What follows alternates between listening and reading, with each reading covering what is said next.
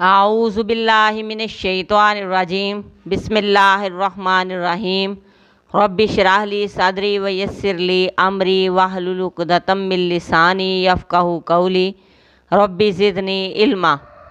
سورہ بقرہ کی آیت نمبر 156۔ الذین وہ لوگ اذا اصابتہم جب پہنچتی ہے ان کو مصیبت قالو کہتے ہیں انا بے شک ہم للہ اللہ کے لیے ہیں، و انا اور بے شک ہم الیہ طرف اسی رب کی راجعون پھر جانے والے ہیں۔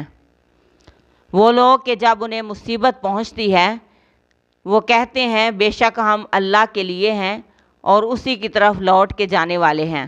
اس آیت میں صبر کرنے والوں کی صفت بتائی جا رہی ہے کہ صبر کرنے والوں کو جب کوئی مصیبت کوئی پریشانی پہنچتی ہے تو کہتے ہیں انا للہ و انا الیہ راجعون، بے شک ہم بھی اللہ کے ہی ہیں اور اللہ ہی کی طرف لوٹ کے جانے والے ہیں۔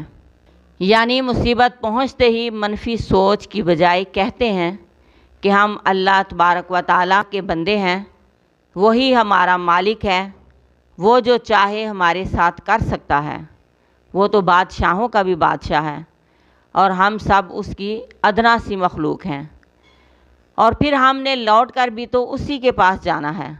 آپ صلی اللہ علیہ وآلہ وسلم کا ارشاد ہے کہ وہ شخص ہم میں سے نہیں جو اپنے گال پیٹے، منہ پر تھپڑ مارے اور اپنے کپڑے پھاڑے، گریبان پھاڑے اور جاہلیت کی پکارے۔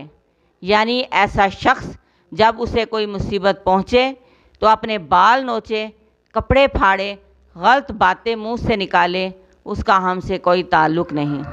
صبر یہ ہے کہ انسان خود پر کنٹرول کر لے، آنکھوں سے آنسو بہیں لیکن زبان خاموش ہو، صبر بھی کرے اور رب کی رضا کے ساتھ راضی بھی رہے۔ یہ نہیں کہ پہلے خوب واویلا مچا لیا پھر بعد میں کہا کہ میرا تو صبر ہی ہے، ایسا نہیں۔ صبر صدمہ کے شروع میں ہی ہوتا ہے۔ صبر کب آتا ہے؟ جب انسان خود کو اللہ تبارک و تعالیٰ کے سپرد کر دیتا ہے، وہ اپنی چیزوں، اپنے عزیزوں، اپنی اولاد اور خود اپنے نفس کو اپنی ملکیت نہیں سمجھتا بلکہ اللہ کی دین سمجھتا ہے، تو پھر ان چیزوں کے چھن جانے پر وہ واویلا بھی نہیں مچاتا، صبر کر جاتا ہے اور اللہ تبارک و تعالیٰ کے پاس اجر کا مستحق ہو جاتا ہے۔